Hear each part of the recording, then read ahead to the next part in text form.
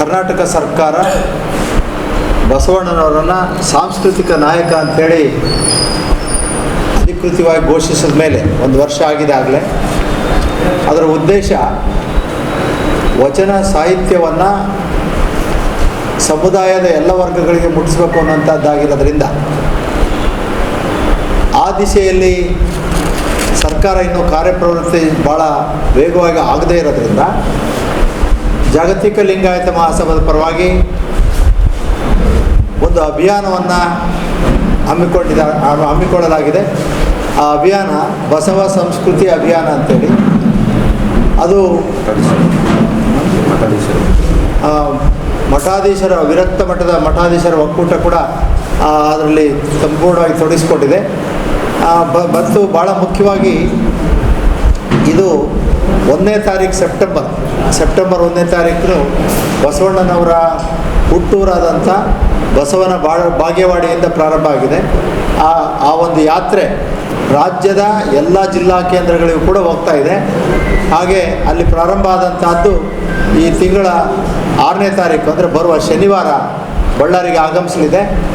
ಆ ಆಗಮಿಸುವ ಉದ್ದೇಶ ನಾನು ಆಗಲೇ ಹೇಳಿದೆ, ವಚನ ಸಾಹಿತ್ಯವನ್ನು ರಕ್ಷಣೆ ಮಾಡುವ ಮತ್ತು ವಚನ ಸಾಹಿತ್ಯವನ್ನು ಪಸರಿಸುವ ಎರಡೂ ಕೆಲಸ ಮುಖ್ಯ ಉದ್ದೇಶ ಆಗಿರ್ತದೆ ಇದರಲ್ಲಿ ಅಂತ ಹೇಳ್ತಾ, ಈಗ ಆ ಕಾರ್ಯಕ್ರಮದ ವಿವರಗಳನ್ನು ಕೊಡೋದಕ್ಕೆ ಇಷ್ಟಪಡ್ತೀನಿ. ಆ ರಥಯಾತ್ರೆ ಏನಿದೆ,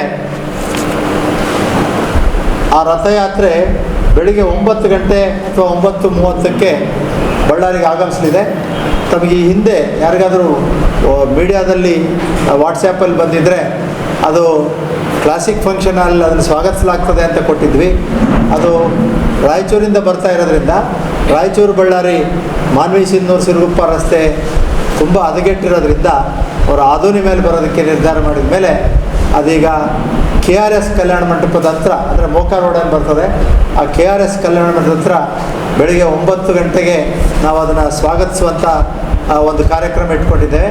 ಹಾಗೆಯೇ ಆ ಸ್ವಾಗತಿಸಿದಂಥ ಆ ರಥಯಾತ್ರೆಯನ್ನು ಮೋಟ್ರ್ ಸೈಕಲ್ಗಳ ಮೂಲಕ ಒಂದು ರ್ಯಾಲಿನೂ ಮಾಡ್ತಾಯಿದ್ದೀವಿ ಬೆಳಿಗ್ಗೆ.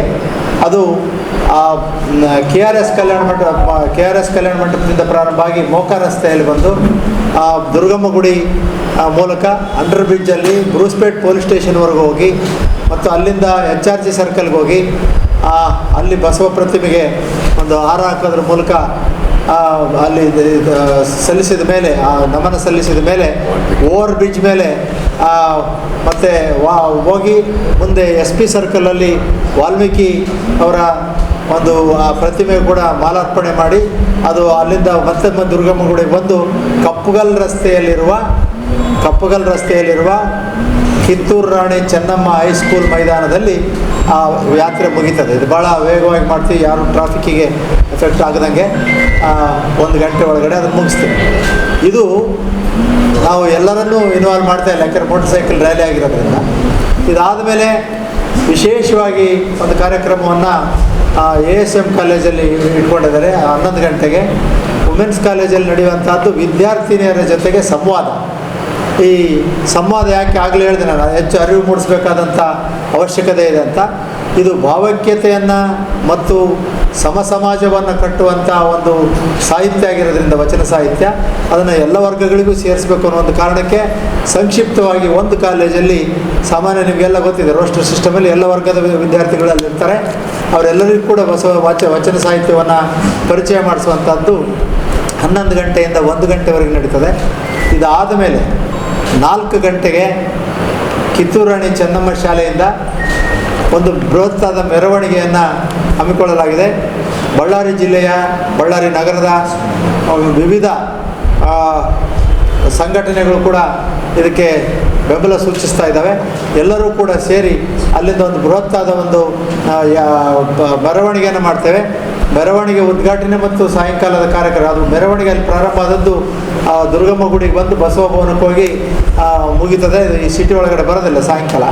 ಸೊ 4 ಗಂಟೆಗೆ ಅಲ್ಲಿ ಪ್ರಾರಂಭ ಆದ್ದು ಬಸವ ಭವನದಲ್ಲಿ ಆ ಮೆರವಣಿಗೆ ಮುಗೀತದೆ. ಮೆರವಣಿಗೆ ಮುಗಿದ ತಕ್ಷಣ ವೇದಿಕೆ ಕಾರ್ಯಕ್ರಮ ಇರುತ್ತೆ. ಆ ವೇದಿಕೆ ಕಾರ್ಯಕ್ರಮದಲ್ಲಿ ಇಬ್ಬರು ಸ್ವಾಮೀಜಿಗಳು ಮತ್ತು ನಮ್ಮಲ್ಲಿ ಜನಪ್ರತಿನಿಧಿಗಳೆಲ್ಲರನ್ನೂ ನಾವು ಕರಿತಾ ಇದ್ದೇವೆ. ಯಾರ್ಯಾರು ಬರ್ತಾರೆ ಅವರು ಮೆರವಣಿಗೆ ಉದ್ಘಾಟನೆ ಅಥವಾ ವೇದಿಕೆ ಕಾರ್ಯಕ್ರಮದಲ್ಲಿ ಎರಡರಲ್ಲಿ ಒಂದರಲ್ಲಿ ಭಾಗವಹಿಸ್ತಾರೆ. ಭಾಗವಹಿಸಿದ ನಂತರ ವೇದಿಕೆ ಕಾರ್ಯಕ್ರಮ ಆದಮೇಲೆ ರಾತ್ರಿ ಒಂದು ಅದ್ಭುತವಾದಂಥ ಸಾಣೆಹಳ್ಳಿ ಸ್ವಾಮೀಜಿಗಳ ಶಿವಸಂಚಾರ ತಂಡದ ಒಂದು ಜಂಗಮದೆಡೆಗೆ ಅನ್ನುವಂಥ ಒಂದು ನಾಟಕ ಇದೆ. ಅದಕ್ಕೆ ನಿಮ್ಮನ್ನು ಕೂಡ ನಾನು ಆಹ್ವಾನಿಸ್ತೇನೆ. ಭಾಳ ಅದ್ಭುತವಾದಂಥ ನಾಟಕ ಇರ್ತದೆ ಅದು. ಹಿಂದೆ ಕೂಡ ಭಾಳಷ್ಟು ಜನ ಮೋಳಿಗೆ ಮಾರೆಯ ನಾಟಕ ನೋಡಿ ನಿಜವಾಗ್ಲೂ ಅಂಥ ಶರಣರು ಇದ್ದರು, ಅಷ್ಟೊಂದು ಪರಿವರ್ತನೆ ಸಾಧ್ಯ ಆಗಿತ್ತು ಆ ಶರಣ ಚಳವಳಿ ಅನ್ನುವಂಥದ್ದನ್ನ ತಿಳ್ಕೊಂಡಿದ್ದಾರೆ. ಈ ಜಂಗಮದೆಡೆಯಲ್ಲಿ ನಾನು ಜಂಗಮದೆಡೆಗೆ ಅನ್ನುವಂಥ ಇದರಲ್ಲಿ ಏನು ತಿರುಳಿದೆ ನಾನು ತಿಳ್ಕೊಳ್ಳೋಕ್ಕಾಗಿಲ್ಲ. ಆದರೆ ಆ ನಾಟಕ ಇರ್ತದೆ. ಅದಾದಮೇಲೆ ಎಲ್ಲರಿಗೂ ಪ್ರಸಾದ ವ್ಯವಸ್ಥೆ ಮಾಡಿ ಅಲ್ಲಿಗೆ ಕಾರ್ಯಕ್ರಮ ಮುಗೀತದೆ. ಇದಿಷ್ಟು ಆ ಕಾರ್ಯಕ್ರಮದ ಮುಖ್ಯ ಒಂದು ವಿವರಣೆ ಅಂತೇಳಿ ನಮಗೆ ಹೇಳ್ತಾ, ತಾವೆಲ್ಲರೂ ಕೂಡ ದಯವಿಟ್ಟು ಅದರಲ್ಲಿ ಭಾಗವಹಿಸಬೇಕು ಅಂಥೇಳಿ ಕೇಳ್ತಾ, ಮತ್ತು ಈ 31 ದಿನ ಯಾತ್ರೆ ಏನಿದೆ 31ನೇ ತಾರೀಕು ಅಕ್ಟೋಬರ್ಗೆ ಬೆಂಗಳೂರಿಗೆ ಮುಟ್ತದೆ. ಅಲ್ಲಿಂದ 2-3 ದಿನ ಬೆಂಗಳೂರು ಸುತ್ತಮುತ್ತಲೂ ಸಂಚರಿಸಿ ಅಕ್ಟೋಬರ್ 5ನೇ ತಾರೀಕು ರಾಜ್ಯ ಮಟ್ಟದ ಈ ಸಮಿತಿಯ ಬೃಹತ್ತಾದಂಥ ಒಂದು ಸಮಾವೇಶವನ್ನು ಹಮ್ಮಿಕೊಳ್ಳಲಾಗಿದೆ. ಬಹುತೇಕ ಮುಖ್ಯಮಂತ್ರಿಗಳು ಕೂಡ ಅಲ್ಲಿ ಮುಖ್ಯ ಅತಿಥಿಗಳಾಗಿ ಆಗಮಿಸ್ತಾರೆ ಅಂಥೇಳಿ ನಮಗೆ ಮಾಹಿತಿ ಇದೆ. ಅಲ್ಲಿಗೆ ಮುಗೀತದೆ. ಹಾಗಾಗಿ ಇಡೀ ರಾಜ್ಯದ ಪ್ರತಿಯೊಂದು ಜಿಲ್ಲೆಯನ್ನು ಕವರ್ ಮಾಡೋದ್ರ ಜೊತೆಗೆ ಬೆಂಗಳೂರು ಸುತ್ತಮುತ್ತಲು ಭಾಳ ಮಟ್ಟಿಗೆ 2-3 ದಿನದ ಕಾರ್ಯಕ್ರಮ ಇರೋದ್ರಿಂದ 1ನೇ ತಾರೀಕಿಂದ 4ನೇ ತಾರೀಕುವರೆಗೂ ಕೂಡ ಅಲ್ಲೇ ಆ ಯಾತ್ರೆ ಓಡಾಡ್ತಾ ಇರ್ತದೆ. ಮತ್ತು 5ನೇ ತಾರೀಕು ಅಕ್ಟೋಬರ್ ಆದಿತ್ಯವಾರ ಸಮಾರೋಪ ಸಮಾರಂಭ ಅರಮನೆ ಮೈದಾನದಲ್ಲಿ ಬೆಂಗಳೂರಲ್ಲಿ ನಡೀತದೆ.